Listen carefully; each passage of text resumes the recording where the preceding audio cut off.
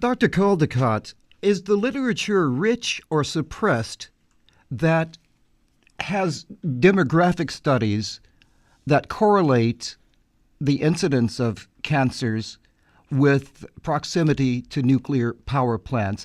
Is there any good epidemiological research in that regard? Well, the literature isn't suppressed per se, but studies have not been done.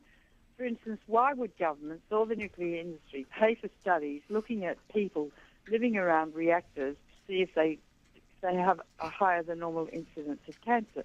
If you don't want to find out, don't do the study. And that's ubiquitous in the United States, let me say. They've been really quite criminal in not studying people living near reactors. However, there was sort of a cluster of cancers near a reactor in Germany. So the German government did a study of, I think, 16 old reactors and looked at populations living less than 5k kilometres from those reactors, particularly the children under the age of 5, because they are so extraordinarily sensitive to radiation. And that German study is called KIKK, and you can look it up, you Google it, and it's very definitive. Now, the German government said, well, it could be caused by other things. They were loath to come down and say it's radiation, but it can't be anything else but radiation. Subsequently, it's very interesting, but the French government did a similar study recently, which has just been published, and they've found a similar result. The French are interesting because 80% of their electricity is generated from nuclear power. But after Fukushima, the French have become really worried and allergic to nuclear power. And if there's a meltdown in France, it's going to be just a catastrophe. So interesting because when Chernobyl happened and radiation was spread across Europe and indeed around the Northern Hemisphere, the French were very funny. They said the radiation fallout stopped at the French border. But in fact now they're finding a higher than normal incidence of cancer related to the Chernobyl accident in France. But also to answer your question definitively, there are numerous studies done of populations who have been irradiated since Hiroshima and Nagasaki up to the present, but in truth, not many studies have been done related to nuclear power plants and radiation coming from nuclear reactors, particularly in America. You alluded before when I asked you why are you against the operation of nuclear power. You said because I'm a physician. And can you tell us how you came to this fork in the road where you saw the effects of radiation on the people that you treat? And what was that like as a personal moral dilemma? And how did that lead to your co-founding of Physicians for Social Responsibility? Well, it goes way back to when I was 17. I lived in Melbourne, Australia, and I read a book called On the Beach by an Australian author called Neville Shute, and it was about a nuclear war that occurred by accident in the Northern Hemisphere, and everyone died.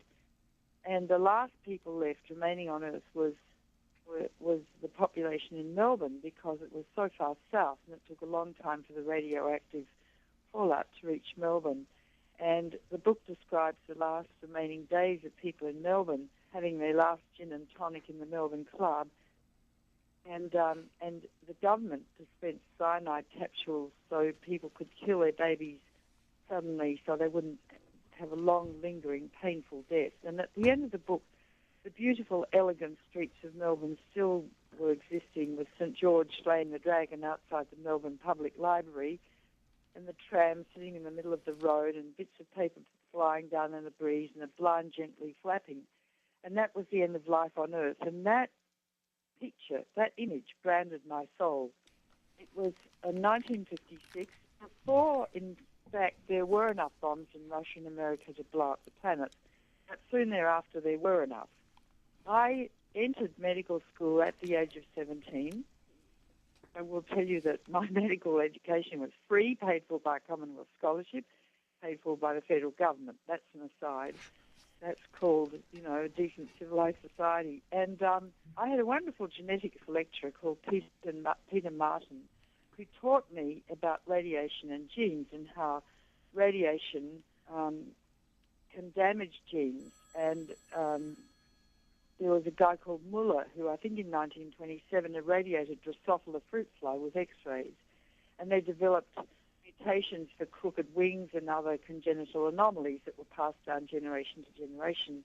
And at the time, Russia and America were going hell for leather, blowing up bombs in the atmosphere as if there was no tomorrow. And I couldn't understand what these men were doing. I mean, it was obvious they understood genetics, they understood Muller's experiments. What the hell were they doing, irradiating millions of people with fallout from their weapons? And so I was very concerned as a very young medical student, and I used to speak in medical school in the refectory and try and get people involved. And the blokes would look up from their games of poker and say, "Who's that mad Sheila?" Sheila's a derogatory word for a woman in Australia. So I realised I could have no impact then. And but to answer your question, Robert, I've always, since I was 17, been deeply concerned about radiation because I was taught about it in medical school. And so everything else flowed from that very important